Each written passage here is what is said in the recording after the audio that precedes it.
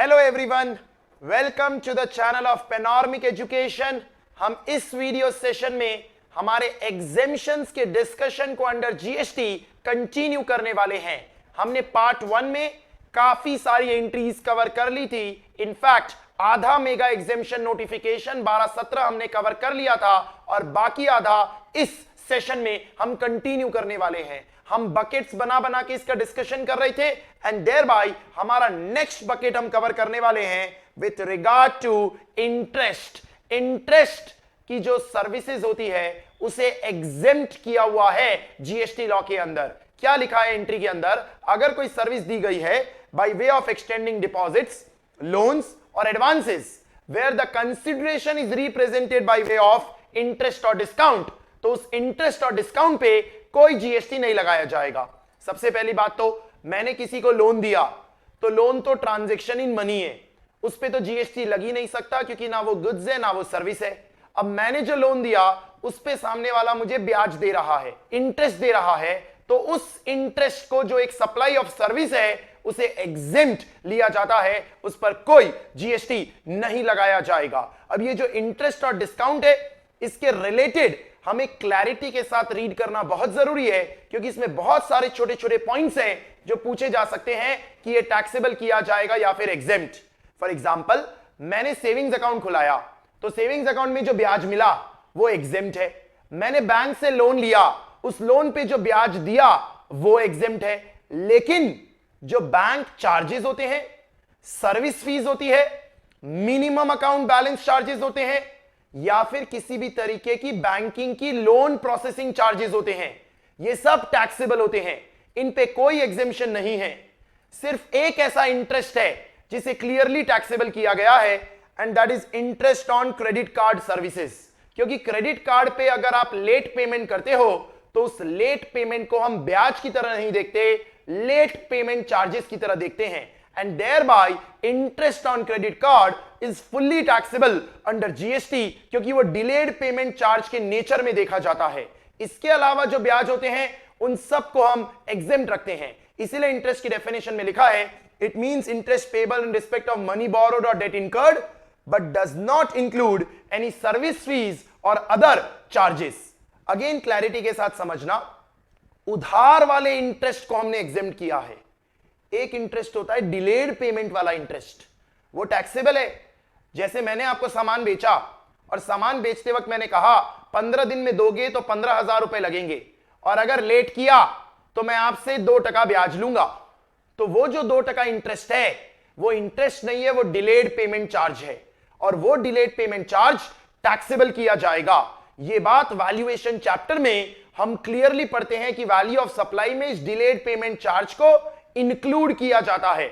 मैंने आपको सर्विस दी, सर्विस के सामने आपको मुझे पेमेंट करना था, आपने पेमेंट करने में देर की तो उस देर के लिए मैंने जो चार्जेस लिए उस पे जीएसटी लगाया जाता है। लेकिन मैंने आपको लोन दिया, लोन पे ब्याज आया, उस पर कोई जीएसटी नहीं लगाया जाएगा। इस चीज को लेके एक सर्कुलर निकाला गया था with regard to EMI. EMI facility पे एक सर्कुलर क्या निकाला गया जो बहुत जरूरी है। मैं किसी दुकानदार से मोबाइल फोन खरीदने गया, मोबाइल फोन खरीदते वक्त मैंने उसे कहा आपके यहां ईएमआई फैसिलिटी है क्या? उसने कहा है ना। तो मैंने पूछा ये मोबाइल फोन कितने का है? उसने कहा 40,000 का। अभी की अभी देते हो तो 40,000 और अगर 4 महीने में दोगे तो 11,000 की 4 किस्तें देनी पड़ेगी, 4 इंस्टॉलमेंट्स देनी पड़ेगी, यानी एक तरह से 44,000 देने पड़ेंगे। पर ट्रांजेक्शन करते वक्त ही मैंने क्लियरली बोल दिया कि मैं 4 ईएमआईज में पेमेंट करूंगा, 11, 11, 11, 11। तो उस केस में सवाल उठा कि ये जो 1,000 एक्स्ट्रा आपने पे किया, इस 1,000 एक्स्ट्रा पे यानी टोटल 4,000 एक्स्ट्रा पे जीएसटी लगेगा क्या? तो गवर्नमेंट ने कहा नहीं, इसे एग्जेम्प्ट किया जाएगा। ये जो आप एक्स्ट्रा 4,000 पे कर रहे हैं, जो कॉन्ट्रैक्ट करते वक्त आपने ईएमआई फैसिलिटी ले ली दुकानदार से, उस पर हम इंटरेस्ट मानेंगे और उस पर जीएसटी नहीं लगाएंगे। लेकिन अगर कॉन्ट्रैक्ट में यह बात लिखी थी कि इस 11,000 को पे करने में डिले किया तो एक्स्ट्रा 500 रुपए के चार्ज लगेंगे, तो वो जो एक्स्ट्रा 500 रुपए के चार्ज लगे क्योंकि आपने पेमेंट डिले कर दी, उस 500 रुपए पे जीएसटी लगाया जाएगा। वो टैक्सेबल सप्लाई का पार्ट होगा, ये ध्यान में रखना। तो मैंने 40,000 का मोबाइल ले लिया, तो खाली मोबाइल फोन पे जीएसटी लगा, बात खत्म। मैंने 40,000 के मोबाइल फोन के लिए कहा 11,000 की 4 इंस्टॉलमेंट्स दूंगा तो भी 40,000 पे ही जीएसटी लगेगा, उस 4,000 पे जीएसटी नहीं लगेगा, उसे इंटरेस्ट के नेचर में माना जाएगा। अब मैंने वो जो 11,000 देने थे उसे देने में डिले की तो 500 रुपए का एडिशनल पीनल चार्ज लगा। वो एडिशनल 500 रुपए का penal charge value of supply का पार्ट बनेगा, उसे टैक्सेबल किया जाएगा। क्लैरिफिकेशंस हमें दिए हैं। टर्म लोन का जो इंटरेस्ट होता है वो एग्जेम्प्ट होता है। रेपो ट्रांजैक्शन और रिवर्स रेपो ट्रांजैक्शन पे जीएसटी लग ही नहीं सकता, क्योंकि रेपो और रिवर्स रेपो में सिक्योरिटीज का ट्रांजैक्शन होता है और सिक्योरिटीज के ट्रांजैक्शन को ना ही गुड्स मानते हैं ना ही सर्विस, इसीलिए जीएसटी लगने का तो सवाल ही नहीं उठता। सर चेक इन डिस्काउंटिंग की जाती है, इनवॉइस डिस्काउंटिंग की जाती है, बिल डिस्काउंटिंग की जाती है, तो वो डिस्काउंट के अमाउंट पे जीएसटी लगता है क्या? नहीं। चेक डिस्काउंटिंग हो, इनवॉइस डिस्काउंटिंग हो, बिल डिस्काउंटिंग हो, कोई जीएसटी नहीं है, क्योंकि इंटरेस्ट और डिस्काउंट के नेचर में उसे माना जाता है। सर कैश क्रेडिट लेते हैं, ओवरड्राफ्ट लेते हैं, उस पर इंटरेस्ट लगता है, एग्जेम्प्ट। लोन प्रोसेसिंग फीस होती है, टैक्सेबल। कोई भी लेट पेमेंट चार्ज होता है, taxable. Minimum account balance maintain करने का चार्ज होता है, टैक्सेबल। बैंक चार्जेस होते हैं, टैक्सेबल। लेकिन अगेन क्लैरिफाई किया हुआ है, जो ब्रोकरेज का अमाउंट डिले दिया जाता है तो उसके लिए डिलेड पेमेंट चार्जेस लगते हैं। सेटलमेंट होता है जो मार्केट में, उसमें सेटलमेंट ऑब्लिगेशन के कुछ चार्जेस लगते हैं। मार्जिन ट्रेडिंग जो हम करते हैं उसकी मार्जिन ट्रेडिंग फैसिलिटी के कुछ चार्जेस लगते हैं, वो एग्जेम्प्ट हैं, उन्हें टैक्सेबल नहीं किया जाता। तो ध्यान रखना, brokerage amount, settlement obligations and margin trading facility के डिलेड पेमेंट चार्जेस को एग्जेम्प्ट किया हुआ है, बाकी सारे डिलेड पेमेंट चार्जेस टैक्सेबल किए जाते हैं। ऐसे ही interest on financial lease transaction, interest on financial lease transaction, उसे भी टैक्सेबल कर दिया जाता है। यह हमने इंटरेस्ट का पूरा कवरेज कॉम्प्रिहेंसिवली किया। लेकिन इसी पॉइंट ऑफ टाइम पे मुझे आपको इंटरेस्ट के रिलेटेड एक बात क्लैरिफाई करनी है, which is related to the chapter of registration and composition levy. Composition scheme के चैप्टर में इंटरेस्ट का अमाउंट जो एक एग्जेम्प्ट सप्लाई ऑफ सर्विस होता है उसे पूरी तरह से इग्नोर किया जाता है for the purpose of calculating the eligible turnover and for the purpose of calculating tax on that turnover. इसे इग्नोर किया जाता है, यानी वो जो 75 लाख, 1.5 करोड़, 50 लाख की लिमिट होती है उसमें से इसे इग्नोर किया जाता है। और टैक्स लगाते वक्त जो 1% की रेट होती है, 3% की रेट होती है, उसमें भी इस अमाउंट को इग्नोर किया जाता है। एंड रजिस्ट्रेशन चैप्टर में भी इसका एक लिंक आता है। रजिस्ट्रेशन चैप्टर में हम जो कहते हैं एक्सक्लूसिवली गुड सप्लाई करते हो अगर कुछ स्टेट्स के अंदर, तो लिमिट 40 लाख की होती है। तो अगर ये वाली सर्विस कर भी रहे हो तो भी ऐसा माना जाता है कि आप एक्सक्लूसिवली गुड्स ही सप्लाई कर रहे हो और आपकी लिमिट 40 लाख ही रह जाती है। जैसे कि इंटरेस्ट ऑन एफडी की इनकम है तो वो एक एग्जेम्प्ट सप्लाई ऑफ सर्विस हो गई, जो आपने बैंक को सर्विस दी थी उतना पैसा यूज करने के लिए। तो इसका मतलब ये नहीं आप गुड्स और सर्विस दोनों सप्लाई करते हैं और आपकी लिमिट 20 हो जाएगी, आपकी लिमिट 40 ही रहेगी, आपको एक्सक्लूसिवली गुड्स की सप्लाई वाला ही माना जाएगा। इसी इंटरेस्ट के डिस्कशन में एक डिस्कशन और है, अगर फॉरेन करेंसी की खरीद बेच की जाती है amongst banks, bank dealer, dealer bank और dealer dealer, that is authorised dealer, इनमें से कोई है तो वो एग्जेम्प्ट है। हम ऐसी सेल और परचेज ऑफ करेंसी जो इनके बीच होती है उसे टैक्सेबल नहीं करेंगे। याद रखना, हमने bank bank, dealer bank, bank dealer और डीलर डीलर कवर किया है। अगर बैंक कस्टमर हो गया या डीलर कस्टमर हो गया तो वो टैक्सेबल हो जाएगा। And similarly bank to RBI या आरबीआई टू बैंक हो गया तो वो भी टैक्सेबल हो जाएगा, क्योंकि हम आरबीआई का डिस्कशन कर चुके हैं, वो सब टैक्सेबल ही है। तो एवरीथिंग इज टैक्सेबल, सब नॉर्मल चार्ज में टैक्सेबल किया जाएगा फॉरवर्ड चार्ज के अंदर। जो म्यूचुअल फंड की खरीद बेच होती है उस पर जीएसटी नहीं लगता, क्योंकि म्यूचुअल फंड ना ही गुड्स है ना ही सर्विस है, वो सिक्योरिटीज में कवर हो जाते हैं। लेकिन म्यूचुअल फंड खरीदते बेचते वक्त कुछ चार्जेस लगते हैं जिसे हम एंट्री लोड और एग्जिट लोड बोलते हैं, उन पे जीएसटी लगता है। लेकिन खरीद बेच पे जीएसटी नहीं लगाया जाता, जो उसकी नेट एसेट वैल्यू पे आप उसे खरीद या बेच करते हो। ये हमने इंटरेस्ट के रिलेटेड पूरा डिस्कशन किया। नेक्स्ट हमारा डिस्कशन आता है with regard to hotel accommodation.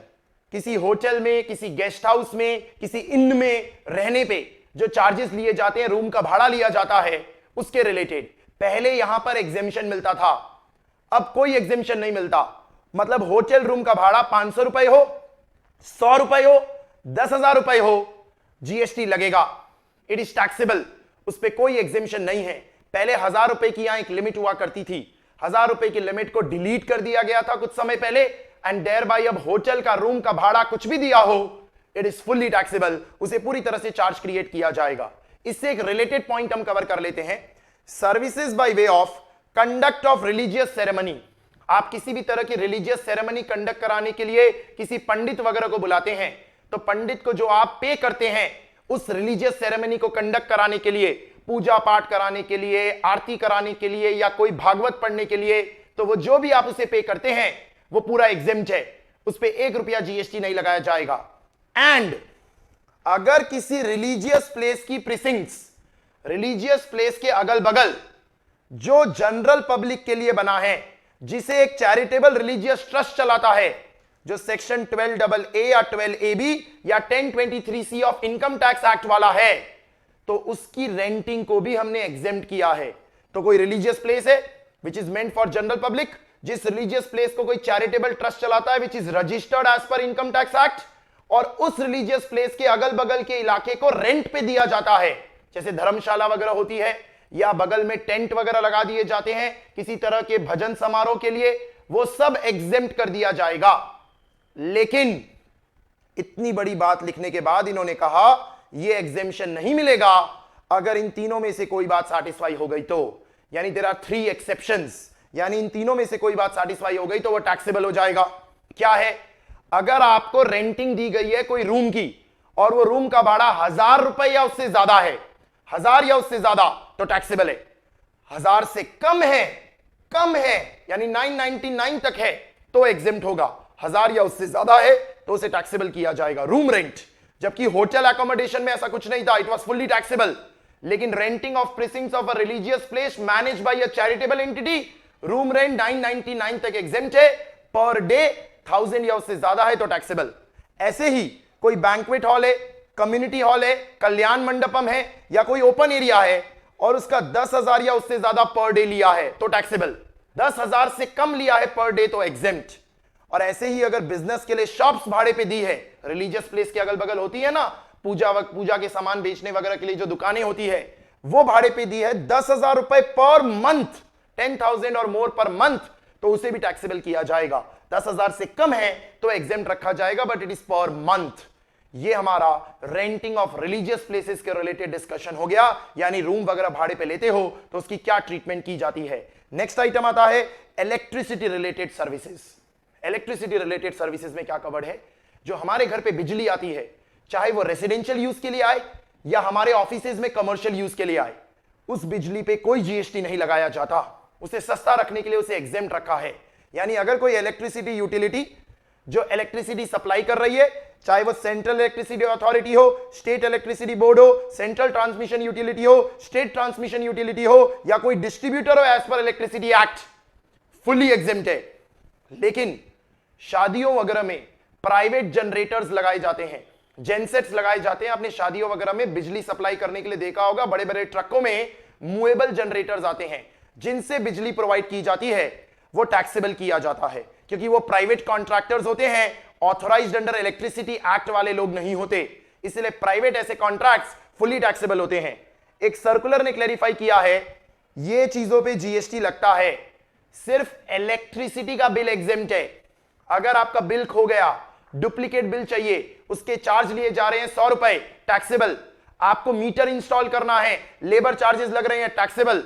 Testing करानी है मीटर की कि वो सही चल रहा है या नहीं, टैक्सेबल। आपको मीटर शिफ्ट कराना है एक जगह से दूसरी जगह, उसके लेबर चार्जेस लग रहे हैं, टैक्सेबल।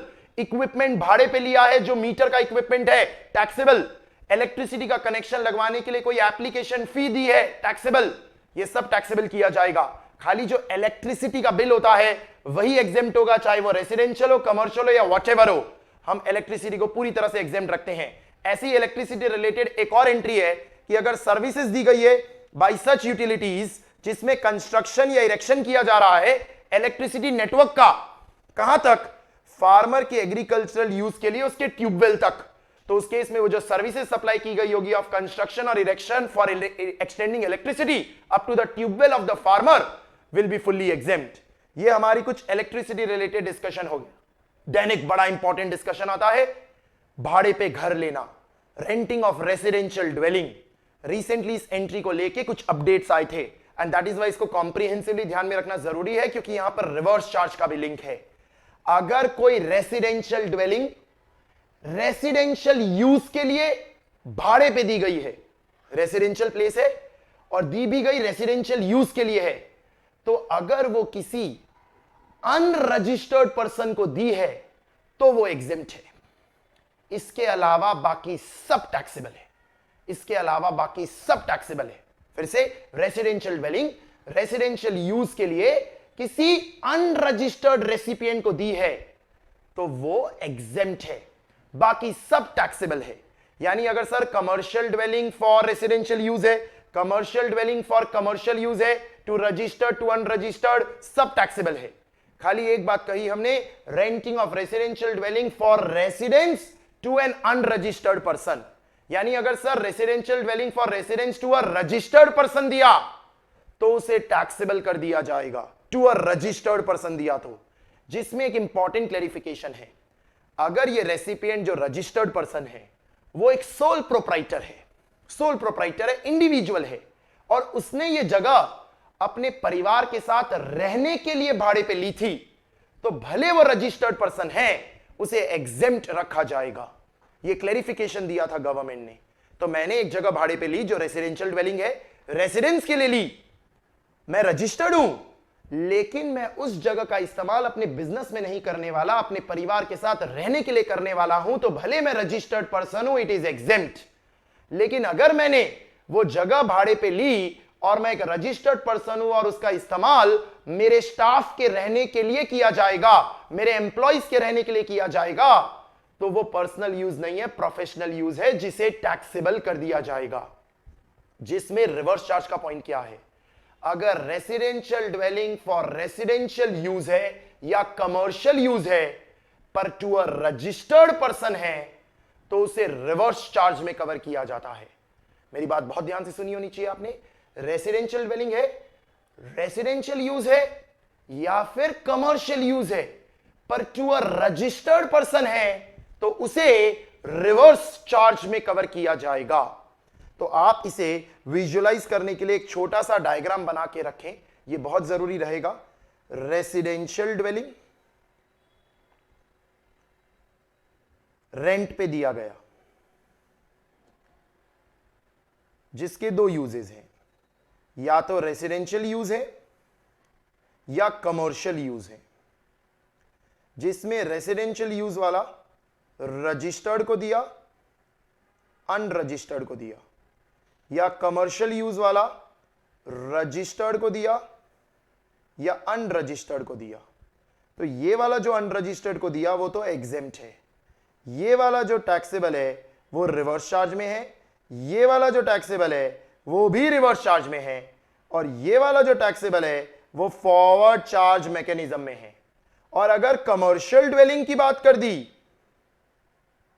तो भैया कुछ भी लिखा हो, residential use, commercial use, to registered to unregistered, taxable, और taxable under forward charge mechanism ही होगा अगर कमर्शियल ड्वेलिंग की बात कर दी। ये स्पेसिफिकली रेसिडेंशियल ड्वेलिंग की हमने बात की रिवर्स चार्ज के रिलेटेड, जिसमें हमने क्लियर किया ये वाला जो रजिस्टर्ड मैंने सर्कल किया वो अगर इंडिविजुअल है जिसने अपने प्राइवेट यूजेस के लिए यूज करना है, not for furtherance of business के लिए यूज करना है, तो उसे एग्जेम्प्ट रखा जाएगा, उसे टैक्सेबल नहीं किया जाएगा। अदरवाइज टैक्सेबल हुआ तो रिवर्स चार्ज के अंदर उसे टैक्सेबल कर दिया जाएगा। ये residential dwelling for use as residence की बात हो गई। इसके रिलेटेड एक कॉम्पोजिट मिक्स सप्लाई का क्वेश्चन आ सकता है आपको। एक जगह भाड़े पे दी गई जिसमें ग्राउंड फ्लोर कमर्शियल यूज के लिए होगा और फर्स्ट फ्लोर रेसिडेंशियल यूज के लिए होगा, एंड वो एक बंडल है, सिंगल प्राइस चार्ज किया गया है, तो उसे आर्टिफिशियल बंडल माना जाएगा। एंड एक पार्ट एग्जेम्प्ट है और एक पार्ट टैक्सेबल है, तो भी पूरा का पूरा टैक्सेबल कर दिया जाएगा, क्योंकि वो एक आर्टिफिशियल बंडल है, यानी कि वो एक मिक्स्ड सप्लाई की तहत ट्रीट किया जाएगा। ये हमने रेंटिंग की बात कवर कर ली। नेक्स्ट हमारा बकेट आता है easy and not very important, छोटा सा point, insurance related. Insurance related हमें क्या पॉइंट्स ध्यान में रखने चाहिए? जनरल इंश्योरेंस बिजनेस है और ये सारी पॉलिसीज हैं तो सब एग्जेम्प्ट है। इन सारी पॉलिसीज में तो ये आपको याद रखने की जरूरत नहीं है, खाली एक दो, प्रधानमंत्री सुरक्षा बीमा योजना, बांग्ला शस्य बीमा योजना, ये सिर्फ थोड़े से रीड कर लेना, ये दिखे तो एग्जेम्प्ट कर देना। जनरल इंश्योरेंस, लाइफ इंश्योरेंस है तो ये 7 पॉलिसीज एग्जेम्प्ट है, जिसमें आपके लिए इंपॉर्टेंट है second point, life micro insurance product है जिसमें cover not premium, cover 2 lakh रुपए तक है और वो अप्रूव्ड इंश्योरेंस पॉलिसी है by IRDA, that is insurance regulatory development authority, तो वो जो प्रीमियम का अमाउंट है उस पर जीएसटी नहीं लगेगा। तो छोटे माइक्रो इंश्योरेंस प्रोडक्ट जिसका कवर मैक्सिमम 2 लाख तक है उसके प्रीमियम पे जीएसटी नहीं है। इसके अलावा जनधन योजना, वरिष्ठ पेंशन बीमा योजना, ये सब की प्रीमियम्स फुल्ली एग्जेम्प्ट है, इन पे जीएसटी नहीं लगाया जाएगा। जो री इंश्योरेंस होता है, जो इंश्योरेंस कंपनियां कराती है आगे वापस इंश्योरेंस, वो भी एग्जेम्प्ट लिया जाएगा। बाकी इतने कोई जरूरी पॉइंट्स नहीं है आपके इंश्योरेंस के अंदर। नेक्स्ट इंपॉर्टेंट डिस्कशन आ जाता है health care related. Health care में सबसे पहले एनिमल्स और बर्ड्स का हेल्थ केयर एग्जेम्प्ट, एनिमल्स और बर्ड्स का हेल्थ केयर फुल्ली एग्जेम्प्ट। इसके बाद आता है ह्यूमंस का हेल्थ केयर, जिसमें लिखा है services by way of transportation of patient in ambulance. Ambulance में पेशेंट को ट्रांसपोर्ट करने की सर्विसेज किसी ने भी किसी को भी दी हो, किसी ने भी किसी को भी दी हो, exempt by any person to any person which is with regard to transportation of patient in an ambulance is fully exempt, चाहे कोई भी किसी को भी दे। Services by way of health care services by clinical establishment, by authorised medical practitioner और by paramedics. इसमें क्या कवर्ड है? अगर हेल्थ केयर सर्विस दी है इन तीनों में से किसी ने किसी को भी, हेल्थ केयर सर्विस दी है इन तीनों में से किसी ने भी किसी को भी, तो वो एग्जेम्प्ट है। यानी बाई भी सैटिस्फाई होना चाहिए, बाई में से कोई एक बात जरूर सैटिस्फाई होनी चाहिए, तभी हम उसे एग्जेम्प्ट करेंगे, और वो हेल्थ केयर सर्विस होनी चाहिए। पता चला क्लिनिकल एस्टैब्लिशमेंट ने अपनी जगह भाड़े पे दी है तो वो टैक्सेबल है, हम हेल्थ केयर सर्विसेज को एग्जेम्प्ट करने की बात कर रहे हैं। तो हेल्थ केयर सर्विस का सबसे पहले मतलब क्या है?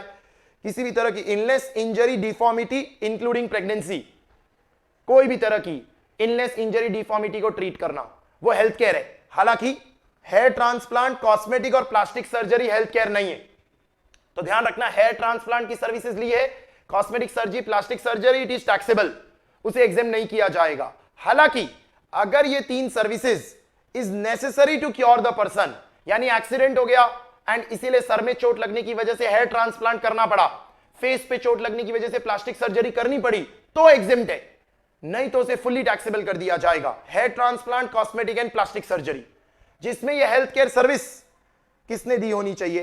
क्लिनिकल एस्टैब्लिशमेंट, यानी हॉस्पिटल, नर्सिंग होम, कुछ भी, private, government, everything is covered.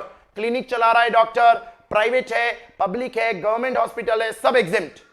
या ऑथराइज्ड मेडिकल प्रैक्टिशनर होना चाहिए। ऑथराइज्ड मेडिकल प्रैक्टिशनर मतलब जो रजिस्टर्ड है with a recognised system of medicine, यानी पहली बात तो रजिस्टर्ड होना चाहिए, और रजिस्टर्ड भारत में किसी रिकॉग्नाइज्ड सिस्टम ऑफ मेडिसिन में होना चाहिए। अगर भारत में किसी रिकॉग्नाइज्ड सिस्टम ऑफ मेडिसिन में रजिस्टर्ड नहीं है तो हम एग्जेम्प्ट नहीं करेंगे। जिसमें भारत में रिकॉग्नाइज्ड सिस्टम्स ऑफ मेडिसिन क्या है? आयुर्वेदा, योगा, उनानी, सिद्धा, होम्योपैथी, नेचुरोपैथी, एलोपैथी, या कोई भी और सिस्टम जो भारत सरकार ने रिकॉग्नाइज किया है। तो अगर क्वेश्चन में इसके अलावा कुछ आएगा तो लिखा होगा कि ये रिकॉग्नाइज्ड है। जैसे कई सारे सिस्टम्स भारत में रिकॉग्नाइज नहीं है, फॉर एग्जांपल रेकी हीलिंग या प्राणिक हीलिंग, ये दोनों क्या कर दिए जाएंगे? टैक्सेबल। ये रिकॉग्नाइज्ड सिस्टम ऑफ मेडिसिन नहीं है इंडिया में, किसी और देश में हो सकते हैं। तो रेकी हीलिंग, प्राणिक हीलिंग, इन्हें टैक्सेबल किया जाएगा, इनकी जो भी चार्जेस होंगे इसके ट्रीटमेंट के थ्रू। पर इनमें से कोई भी दिया होगा तो वो फुल्ली एग्जेम्प्ट आपका कर दिया जाएगा। अब एक सवाल यहां पर कंपोजिट सप्लाई का आ ही जाता है।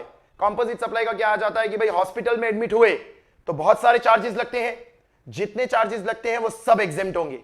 पेशेंट को फूड दिया जाता है या पेशेंट को हेल्थ केयर सर्विसेज दी जाती है, डॉक्टर की स्पेशलिस्ट चार्जेस दिए जाते हैं, सब एग्जेम्प्ट किया जाएगा एक्सेप्ट वन थिंग। और वो वन थिंग क्या है? बहुत जरूरी, अगर जो रूम का भाड़ा है वो रूम का भाड़ा 5,000 रुपए प्रतिदिन से ज्यादा है तो वो फुल्ली टैक्सेबल है। अगर रूम का भाड़ा 5,000 रुपए प्रतिदिन पर डे से ज्यादा है तो वो फुल्ली टैक्सेबल है। हालांकि उसमें भी 4 रूम्स एग्जेम्प्ट है, यानी 4 तरह के रूम्स का भाड़ा 5,000 से ज्यादा हो या कम एग्जेम्प्ट। ये सिर्फ हम रूम रेंट की बात कर रहे हैं, बाकी तो सब एग्जेम्प्ट हम पहले ही कह चुके हैं। Everything with regard to health care services by clinical establishment और ऑथराइज्ड मेडिकल प्रैक्टिशनर और पैरामेडिक्स इज एग्जेम्प्ट। अब ये 4 कौन से हैं? आईसीयू, सीसीयू, आईसीसीयू, एनआईसीयू, इनमें चार्जेस मैटर नहीं करते, फुल्ली एग्जेम्प्ट। और इनके अलावा कोई रूम है और रूम का भाड़ा 5,000 से ज्यादा है, फुल्ली टैक्सेबल। तो 6,000 का रूम है तो 6,000 टैक्सेबल होगा। यहां पर पैरामेडिक्स का क्या मतलब होता है वो भी क्लियर कर लो। फिजियोथेरेपिस्ट, लैब, ये सब पैरामेडिक्स होते हैं। तो अगर आपने कोई ब्लड टेस्टिंग कराई, यूरिन टेस्टिंग कराई, किसी फिजियो से कोई सर्विस ली, 1 घंटे के इतने चार्जेस लिए फिजियो ने, फुली एग्जेम्प्ट होगा, 1 रुपये का जीएसटी उस पर नहीं लगाया जाएगा। रिसेंटली 2 आइटम्स यहां डिलीट कर दिए गए, इसका मतलब ये दोनों टैक्सेबल है। अब क्या? कॉर्ड ब्लड बैंक, आपके स्टेम सेल्स को प्रिजर्व करने के लिए जो कॉर्ड ब्लड बैंक की सर्विस होती है वो फुल्ली टैक्सेबल की जाती है। हम नॉर्मल ब्लड बैंक की बात नहीं कर रहे, नॉर्मल ब्लड बैंक एग्जेम्प्ट, वो हेल्थ केयर सर्विसेज के अंदर आ जाएगा, पर जो कॉर्ड ब्लड बैंक है वो फुल्ली टैक्सेबल किया जाएगा।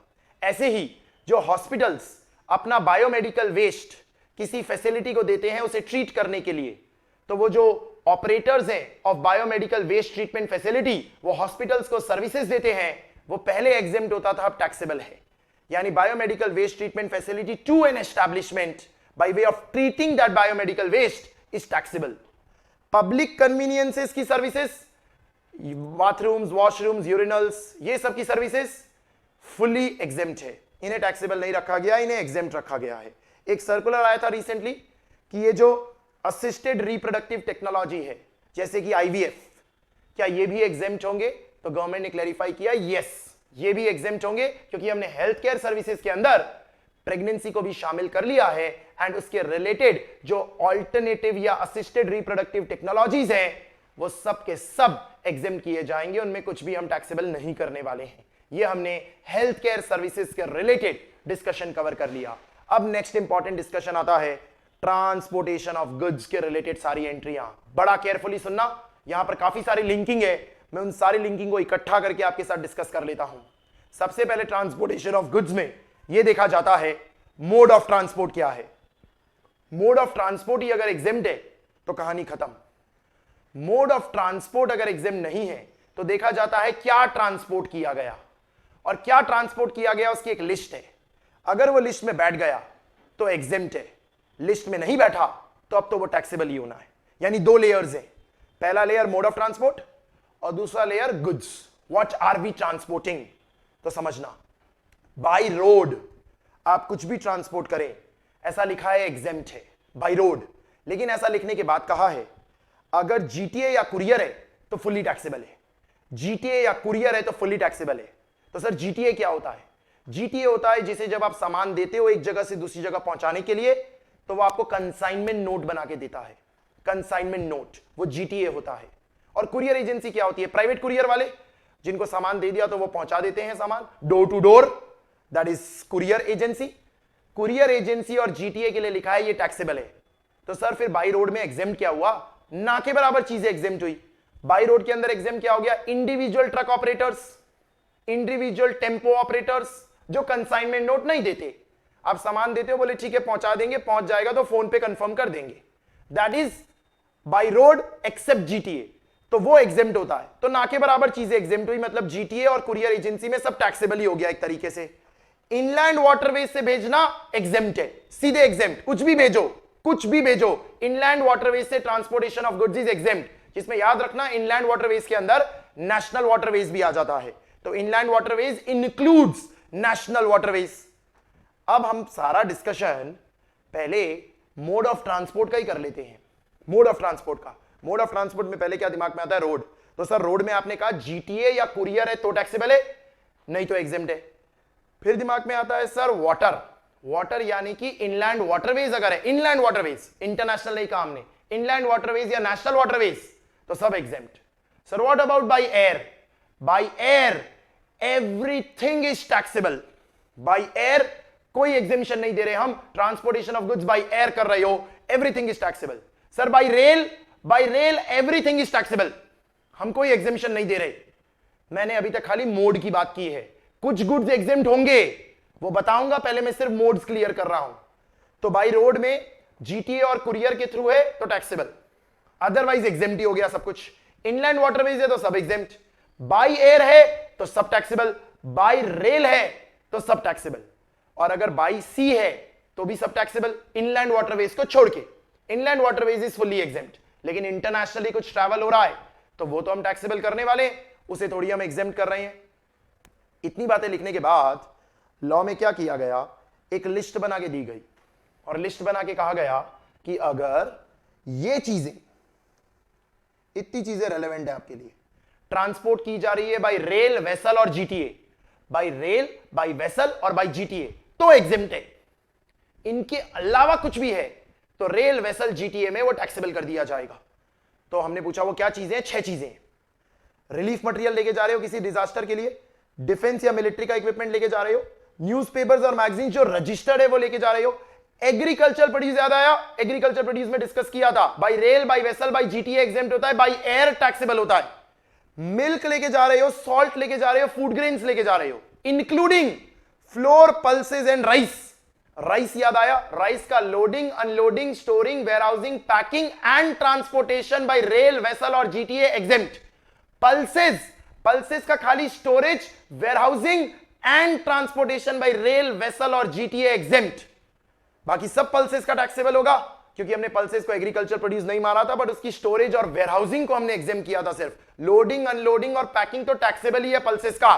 ट्रांसपोर्टेशन भी एग्जेम्प्ट होगा अगर रेल, वेसल या जीटीए है। ध्यान रखना, खाली मिल्क एग्जेम्प्ट किया है, मिल्क प्रोडक्ट्स एग्जेम्प्ट नहीं किए। तो एग्जाम में आएगा transportation of milk products by GTA, rail या वेसल टैक्सेबल। सॉल्ट एग्जेम्प्ट किया है, शुगर एग्जेम्प्ट नहीं किया, sugar is taxable. Sugarcane exempt है क्योंकि एग्रीकल्चर प्रोड्यूस में आ गया ना वो। ऐसे ही ऑर्गेनिक मैन्योर का ट्रांसपोर्टेशन इज आल्सो एग्जेम्प्ट, चाहे रेल हो, वेसल हो या जीटीए हो। पहले रेलवे इक्विपमेंट के रिलेटेड कुछ एग्जेम्पशंस थे, अब सब टैक्सेबल है। यानी बाय रेल, बाय वेसल या बाय जीटीए रेलवे इक्विपमेंट लेके जा रहे हो तो टैक्सेबल है। पहले कुछ एग्जेम्पशन भी मिलता था जीटीए में, अब वो नहीं मिलता, इररिलेवेंट, काम का ही नहीं है वो लिमिट। जितने का भी फ्रेट हो पूरा चार्जेबल है।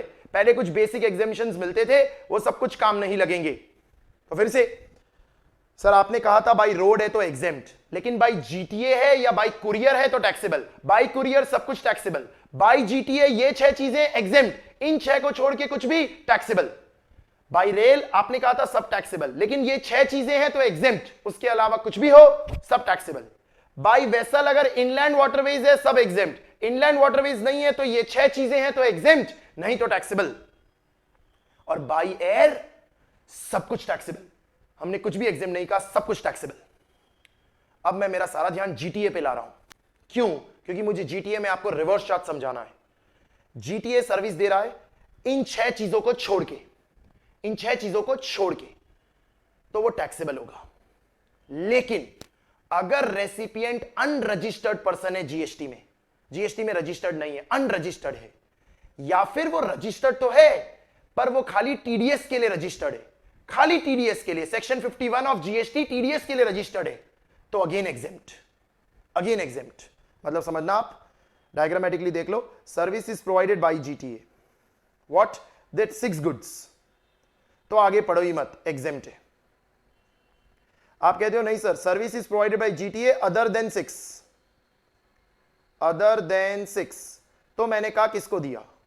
तो आपने कहा सर अनरजिस्टर्ड, अनरजिस्टर्ड तो अगेन एग्जेम्प्ट सर। आपने कहा नहीं सर अनरजिस्टर्ड नहीं है, रजिस्टर्ड है, तो मैंने पूछा क्या रजिस्टर्ड है खाली फी टीडीएस की वजह से, ओनली फॉर टीडीएस?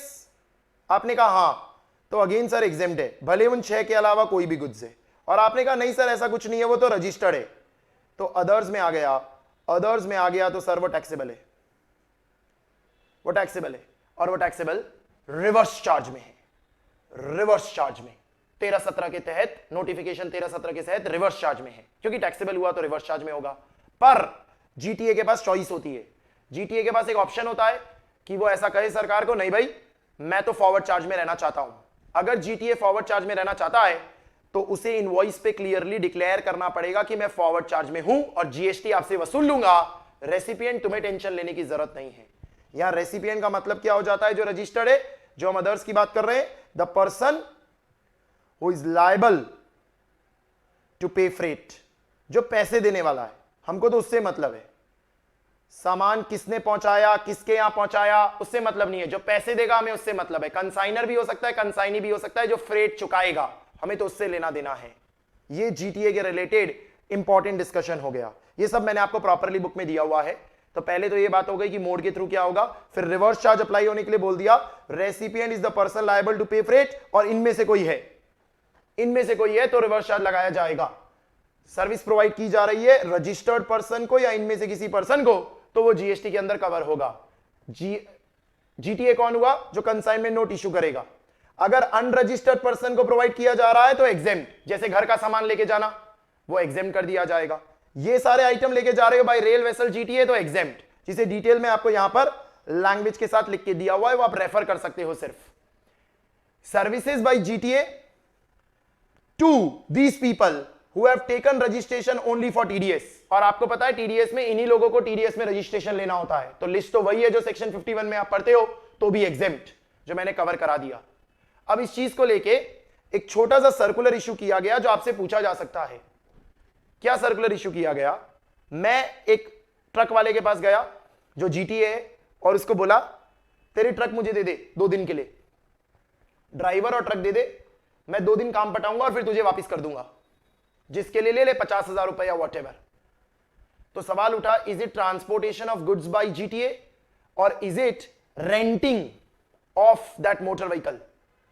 तो गवर्नमेंट ने क्लेरिफाई करके बोला कि भाई साहब ये ट्रांसपोर्टेशन ऑफ गुड्स नहीं है, ये रेंटिंग ऑफ व्हीकल है, क्योंकि आपने पूरी व्हीकल ही ले ली। ट्रांसपोर्टेशन ऑफ गुड्स क्या होता है? उसको बोलना ये सामान पहुंचा देना, अब वो पहुंचा देगा अपने हिसाब से, तो उस पर हम एग्जेम्पशंस देते हैं। अगर आप पूरी व्हीकल ही रेंट पे ले लिए, तो व्हीकल रेंट पे ले लिए तो वो टैक्सेबल है, उसमें हम कोई एग्जेम्पशन नहीं प्रोवाइड करेंगे, वो रेंटिंग मानी जाएगी। ये क्लेरिफाई किया गया कि व्हीकल अगर ड्राइवर के साथ एक ड्यूरेशन ऑफ टाइम के लिए ले लेते हैं तो उसमें कोई एग्जेम्पशन नहीं मिलेगा, वो रेंटिंग मानी जाएगी। ये जो हमने डिस्कशन किया उसके रिलेटेड एक हायरिंग का डिस्कशन और है। हायरिंग के डिस्कशन में क्या है?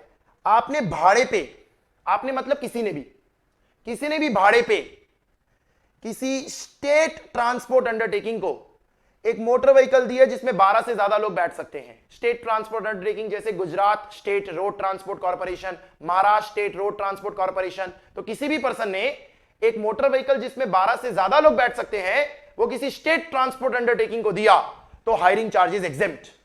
स्टेट ट्रांसपोर्ट अंडरटेकिंग की डेफिनेशन दी हुई है, वो याद नहीं करनी, खाली आपकी जानकारी के लिए है।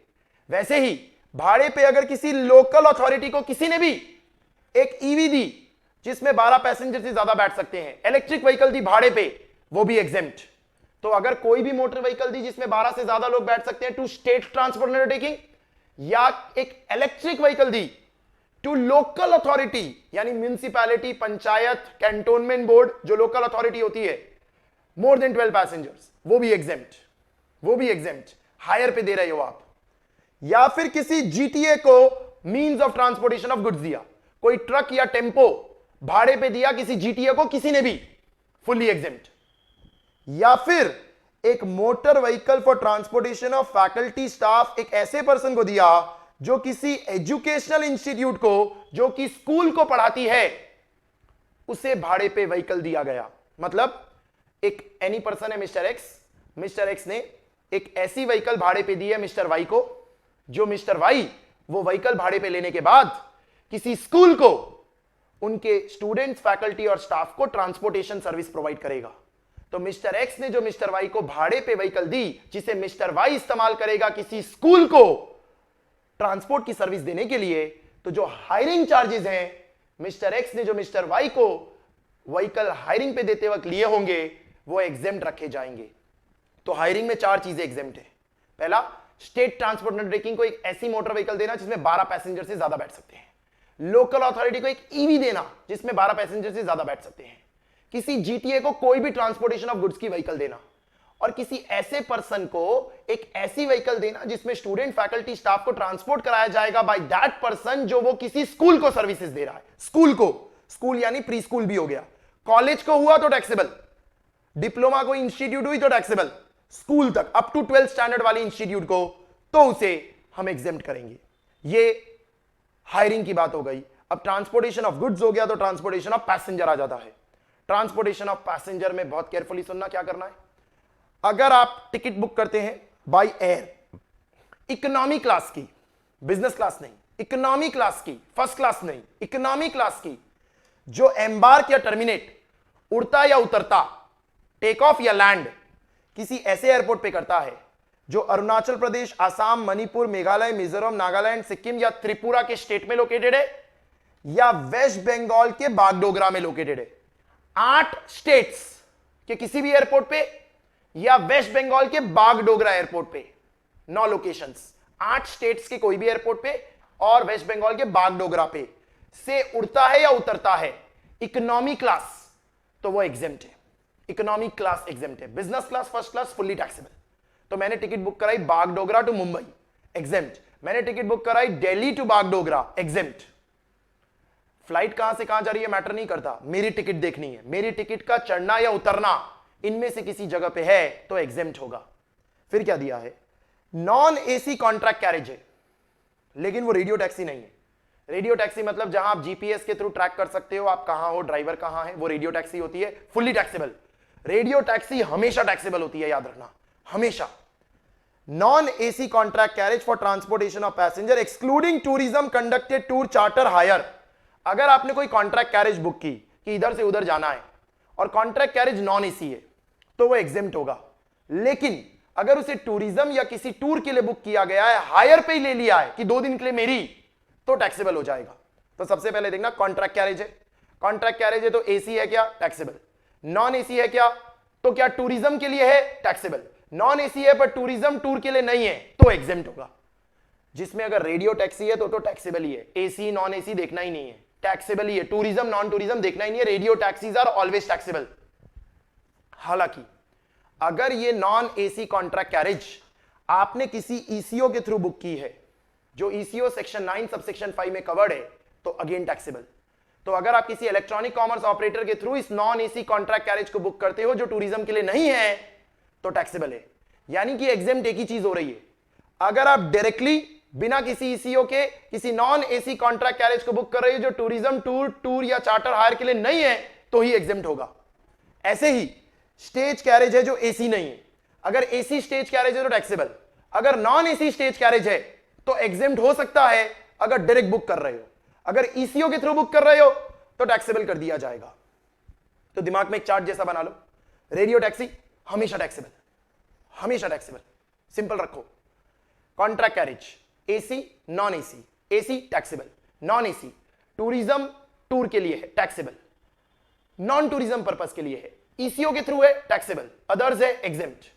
Stage carriage, stage carriage AC है टैक्सेबल, नॉन एसी है ईसीओ के थ्रू है टैक्सेबल, ईसीओ के थ्रू नहीं है एग्जेम्प्ट। ये हमारी एंट्री नंबर 15 के पॉइंट्स हुए। एंट्री नंबर 16 के अंदर इतना जरूरी नहीं है एग्जाम के लिए, सर्विस सरकार को दिए transportation of passenger by air की, जिसके अंदर जो वायबिलिटी गैप फंडिंग का अमाउंट सरकार देती है इन एयरलाइन कंपनियों को, उस पर जीएसटी नहीं लगेगा। तो उसकी कहानी जानने की जरूरत नहीं है अभी, सिर्फ वायबिलिटी गैप फंडिंग पे जीएसटी नहीं लगेगा, इतना ध्यान में रखो। एंट्री नंबर 17 पैसेंजर ट्रांसपोर्ट है बाय रेलवेज, लेकिन फर्स्ट क्लास एसी नहीं है तो वो एग्जेम्प्ट होगा। यानी फर्स्ट क्लास है या फिर एसी है, और तो टैक्सेबल है। तो कई बार होता है कि एसी का डब्बा नहीं है पर फर्स्ट क्लास है, मुंबई लोकल्स में होता है टैक्सेबल।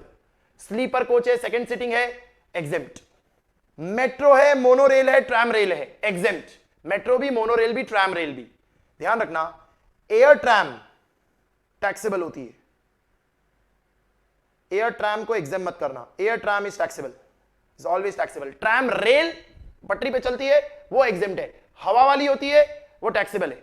इनलैंड वाटरवेज गुड्स भी एग्जेम्प्ट था, पैसेंजर भी एग्जेम्प्ट है। Inland waterways includes national waterways.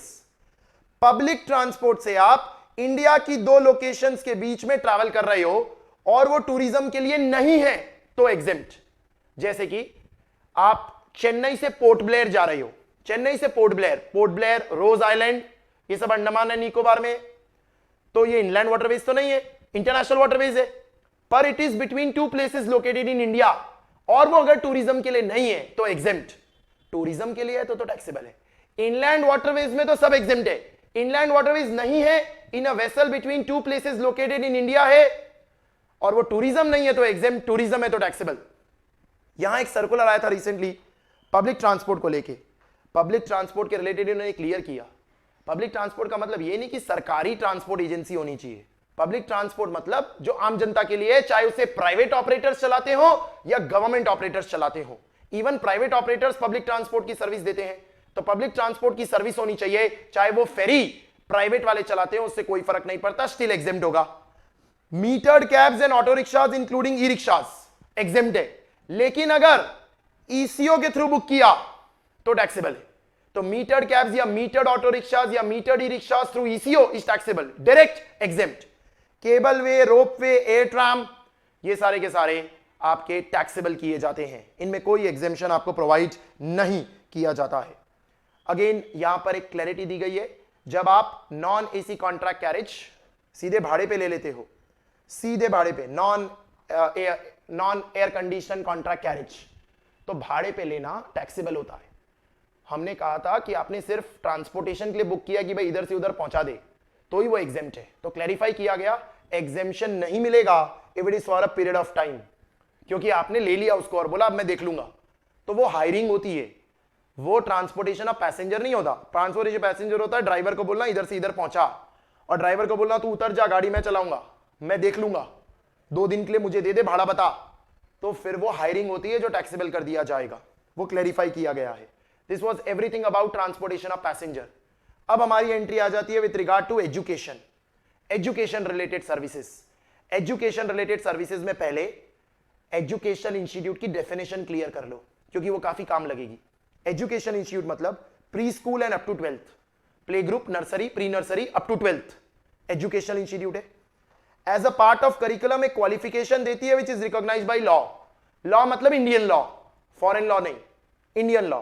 Qualification देती है जैसे आईसीएआई, आईसीएसआई, आईसीएमएआई, या आपकी कॉलेजेस, यूनिवर्सिटीज, वो सब आपको क्वालिफिकेशन देते हैं। या फिर as a part of approved vocational education course. Approved vocational education course मतलब जो कोर्स आईटीआई या आईटीसी चलाता है which is affiliated to national council vocational training, state council vocational training, या मॉड्यूलर एम्प्लॉयबल स्किल कोर्स जो NCVT द्वारा approved है और डीजीओटी द्वारा रजिस्टर्ड है, उसे भी अप्रूव्ड वोकेशनल एजुकेशन कोर्स में शामिल किया जाएगा। ध्यान रखना, आईटीआई और आईटीसी यानी इंडस्ट्रियल ट्रेनिंग इंस्टीट्यूट और इंडस्ट्रियल ट्रेनिंग सेंटर, अगर गवर्नमेंट आईटीआई आईटीसी है तो सब एग्जेम्प्ट है।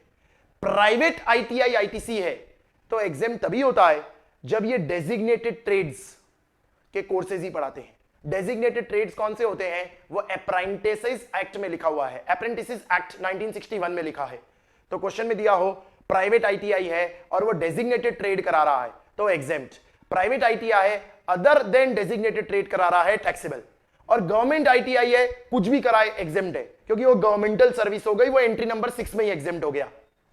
ये सब एजुकेशन इंस्टीट्यूट की डेफिनेशन है, एबीसी। और ये एबीसी मेरे काम लगेगा कैसे? Service provided by education institute to student faculty staff. अगर by education institute to student faculty staff है, एनी सर्विस, भाई स्कूल बोलता है पढ़ाएंगे, स्कूल बोलता है स्विमिंग सिखाएंगे, स्कूल बोलता है लाइब्रेरी यूज करने देंगे, उसके charges from student faculty staff, school बोलता है बस से लेके आएंगे उसकी फीस, सब एग्जेम्प्ट। स्कूल बोलता है एग्जाम कंडक्ट कराने की fees, exempt. By education institute to student faculty staff, exempt. जिसमें एजुकेशन इंस्टीट्यूट मतलब सब, जो ए पढ़ा आपने स्कूल, बी पढ़ा कॉलेज या प्रोफेशनल कोर्सेज, या सी पढ़ा आपने अप्रूव्ड वोकेशनल एजुकेशन कोर्सेज, सारे के सारे एजुकेशन इंस्टीट्यूट कवर्ड है by education institute to student faculty staff. अगर service is provided to education institute, किसी ने भी प्रोवाइड किया हो, by any person to education institute, तो अगर ये 5 हुए तो ही एग्जेम्प्ट हो सकता है। इन 5 के अलावा कुछ भी हुआ तो टैक्सेबल है। जैसे इस 5 में हम जो भी कवर करेंगे उसमें रेंटिंग ऑफ इमूवेबल प्रॉपर्टी नहीं आएगा, प्लेसमेंट सर्विसेज नहीं आएगा, तो वो सब टैक्सेबल कर दिया जाएगा। ये 5 में आएगा तो एग्जेम्प्ट हो सकता है by any person to educational institute, जिसमें क्या क्या है? Transportation of students faculty staff. तो आपको कोई ऑपरेटर रखा आपने और ऑपरेटर को बोला भाई तुझे बच्चों को लेके आना जाना है, 4 लाख रुपए दूंगा साल के, एग्जेम्प्ट। लेकिन तभी जब वो ए है, ए यानी स्कूल है। अगर ट्रांसपोर्टेशन की सर्विस कोई कॉलेज ले रहा है या आईटीआई ले रहा है तो it is fully taxable. Forward charge, सब कुछ फॉरवर्ड चार्ज में जाएगा, फुल्ली टैक्सेबल। सिर्फ स्कूल कवर्ड है। ऐसे ही service is provided with regard to catering including mid day meal, जो सरकार द्वारा स्पॉन्सर्ड होती है। तो केटरिंग की सर्विस ले रहे हो by any person to education institute, जो कौन है? स्कूल, तो भी एग्जेम्प्ट। ये केटरिंग की सर्विस आप स्कूल में ले रहे हो या स्कूल के बाहर, इट डज नॉट मैटर, वो एग्जेम्प्ट ही रहेगा। लेकिन स्कूल ले रही है, कॉलेज ले रही है तो कॉलेज के अंदर ले रही हो या कॉलेज के बाहर, फुल्ली टैक्सेबल। सर्विसेज ली जा रही है of security, cleaning, housekeeping in the institute. School सिर्फ एक वर्ड है, यानी अगर कोई स्कूल के प्रीमाइसेस के अंदर आके आपको सिक्योरिटी क्लीनिंग हाउसकीपिंग की सर्विसेज दे रहा है, साफ सफाई वगैरह, तो वो एग्जेम्प्ट है। स्कूल ने एनुअल डे प्रोग्राम रखा है स्कूल के बाहर किसी ऑडिटोरियम में, स्कूल के बाहर, और सिक्योरिटी क्लीनिंग हाउसकीपिंग की सर्विस लिया तो वो टैक्सेबल। कॉलेज वगैरह के केस में तो in the institute outside the institute दोनों टैक्सेबल है, क्योंकि हमने खाली स्कूल कवर किया है। इन तीनों पॉइंट्स में खाली ए आया है, up to 12th, that is preschool भी कवर्ड है, PG and up to 12th, वो सब कवर किया जाएगा। लेकिन ये इन इंस्टीट्यूट वाली बात बहुत जरूरी है। स्कूल के अंदर ही ऑडिटोरियम है, स्कूल के अंदर ही ग्राउंड है, और वहां पे आपने ये सिक्योरिटी क्लीनिंग हाउसकीपिंग ली है, एग्जेम्प्ट। स्कूल के बाहर है तो टैक्सेबल किया जाएगा। और ये बात मैंने सिर्फ थर्ड पॉइंट के लिए कही। केटरिंग में इसलिए आपको क्लियरली बोला, स्कूल के अंदर हो या स्कूल के बाहर, एग्जेम्प्ट स्कूल होनी चाहिए। सर्विसेज रिलेटिंग टू एडमिशन और conduct of examination, examination conduct कराने के लिए, चाहे एंट्रेंस एग्जामिनेशन हो, रेगुलर एग्जामिनेशन हो, कोई भी एग्जामिनेशन कंडक्ट कराने की सर्विस ली किसी ने भी, एबीसी, स्कूल, कॉलेज या अप्रूव्ड वोकेशनल एजुकेशन कोर्स, सबके लिए एग्जेम्प्ट है, यहां तीनों कवर्ड है। ऑनलाइन एजुकेशन जर्नल्स की सर्विस ली किसने? डिग्री प्रोवाइड करने वालों ने, जो क्वालिफिकेशन प्रोवाइड कर रहे हैं अंडर एनी इंडियन लॉ, तो एग्जेम्प्ट है। स्कूल ने ली तो टैक्सेबल, किसी अप्रूव्ड वोकेशनल एजुकेशन कोर्स ने ली तो टैक्सेबल। इन 5 के अलावा अदर कुछ भी दिया होगा, कुछ भी, तो वो टैक्सेबल ही है, याद रखना। इन 5 के अलावा placement service, renting of immovable property, advertisement service, कुछ भी दिया हो वो सब टैक्सेबल किया जाएगा टू एजुकेशनल इंस्टीट्यूट में। बाई में तो सभी उड़ा दिया हमने, बाई, लेकिन टू स्टूडेंट होना चाहिए। By education institute to any other person हो गया तो टैक्सेबल हो जाएगा, चाहे कोई भी सर्विस हो। तो you have to be very clear.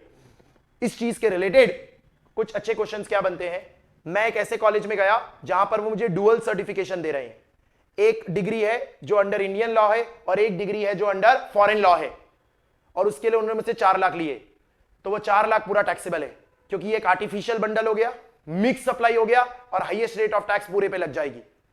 Boarding school गया मैं, बोर्डिंग स्कूल में रहने का भी पैसा लगता है, खाने का भी पैसा लगता है, पढ़ने का भी पैसा लगता है। It is a composite supply, fully exempt, सब एग्जेम्प्ट कर दिया जाएगा, 1 रुपए का चार्ज नहीं लगाया जाएगा। रिसेंटली कुछ क्लैरिफिकेशंस दिए गए, क्लैरिफिकेशन जरूरी है। कुछ ऐसी संस्थाएं होती हैं जो एग्जाम कंडक्ट करती है, बच्चों से फीस लेती है, लेकिन वो एजुकेशन इंस्टीट्यूट नहीं होती, उनका काम खाली एग्जाम लेना होता है, और एग्जाम लेने के लिए वो एग्जाम के लिए फीस लेते हैं। जैसे कॉमन यूनिवर्सिटी एंट्रेंस एग्जामिनेशन होती है, इसके अंदर एक नेशनल टेस्टिंग एजेंसी है, नेशनल टेस्टिंग एजेंसी का काम है खाली एग्जाम लेना, बाकी वो एजुकेशन इंस्टीट्यूट है ही नहीं, ना वो स्कूल है, ना वो कॉलेज है, ना वो वोकेशनल एजुकेशन करते हैं। तो सवाल उठा कि ये जो एग्जाम फीस लेंगे वो टैक्सेबल होगा क्या? तो गवर्नमेंट ने क्लियर किया, ऐसी नेशनल टेस्टिंग एजेंसी को ऐसा माना जाएगा कि वो एजुकेशन इंस्टीट्यूट है खाली एग्जाम कंडक्ट कराने के लिए, एंड इसलिए वो भी एग्जेम्प्ट है। तो कोई ऐसी टेस्टिंग एजेंसी एग्जाम कंडक्ट कराने के लिए कुछ फीस लेती है, एग्जेम्प्ट होगा।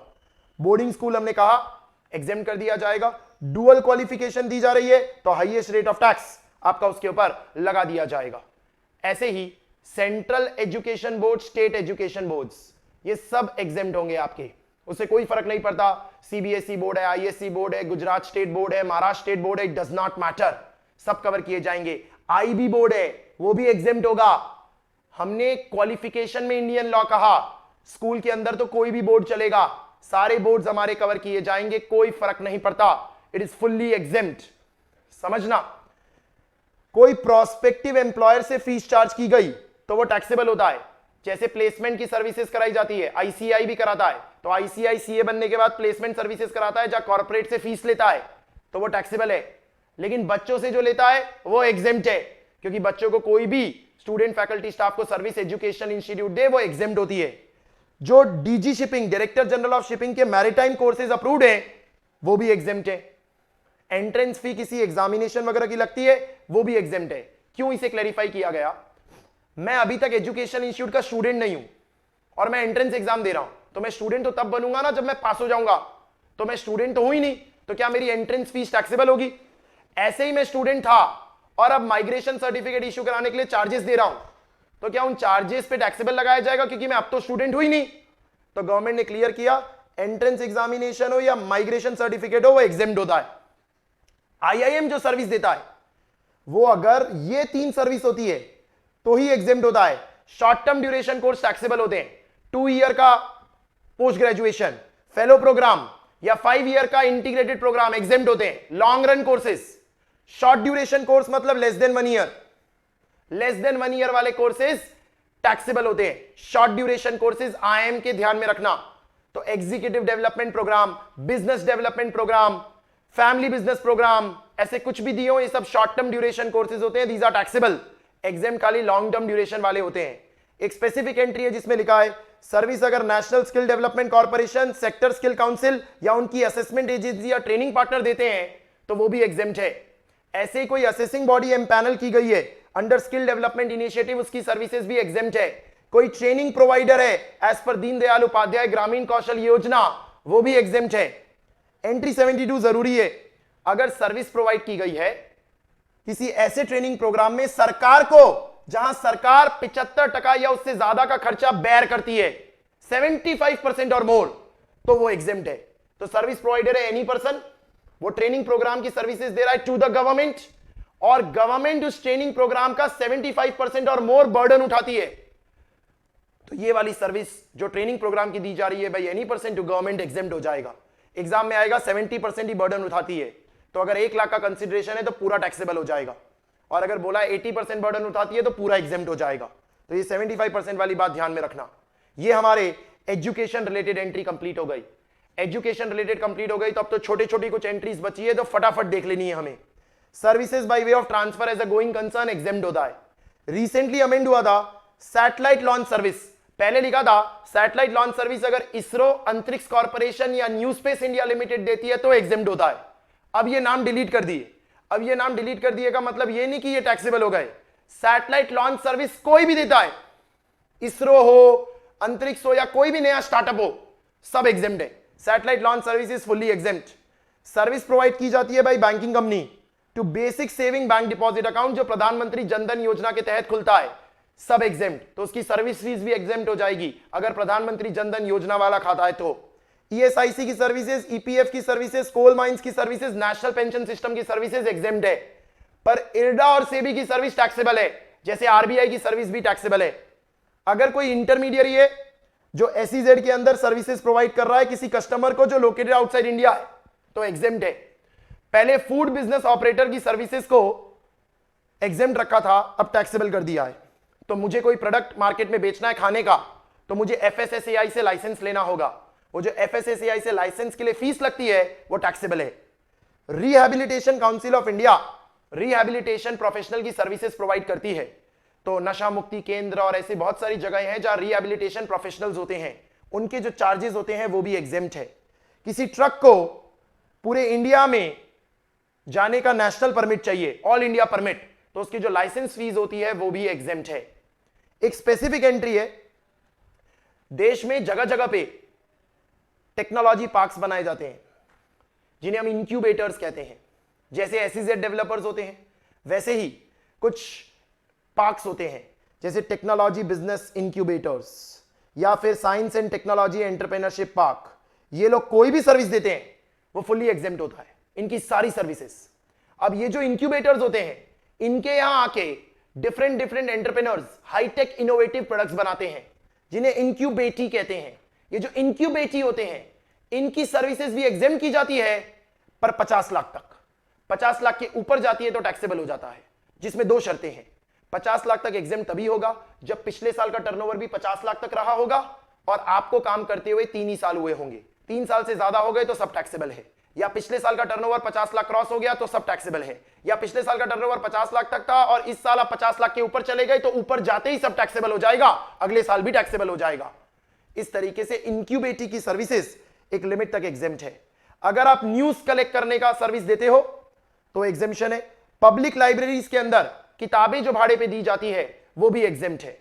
अगर आप एक अनइनकॉर्पोरेटेड बॉडी हो या नॉन प्रॉफिट एंटिटी हो जो अपने ही मेंबर्स को सर्विसेज प्रोवाइड करते हैं, चाहे एज अ ट्रेड यूनियन या कोई ऐसा काम करने के लिए जो जीएसटी में एग्जाम्प्ट है, तो वो अमाउंट ऑफ चार्जेस जो मेंबर से लिए वो भी एग्जाम्प्ट है।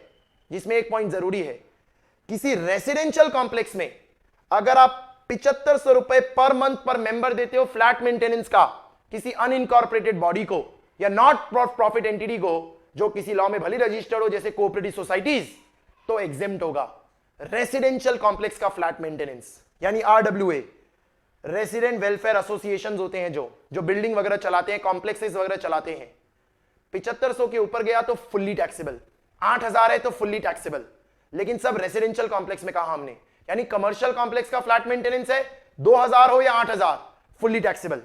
ऐसी एक और छोटी सी एंट्री है, सर्विस प्रोवाइड की किसी अनइनकॉर्पोरेटेड एंटिटी ने या नॉन फॉर प्रॉफिट एंटिटी ने relating to welfare of farmers या promotion of any trade, art, science वगैरह वगैरह, जिसमें 1,000 रुपए तक लिए पर मेंबर पर ईयर, तो एग्जेम्प्ट, 1,000 रुपए के ऊपर गया तो टैक्सेबल।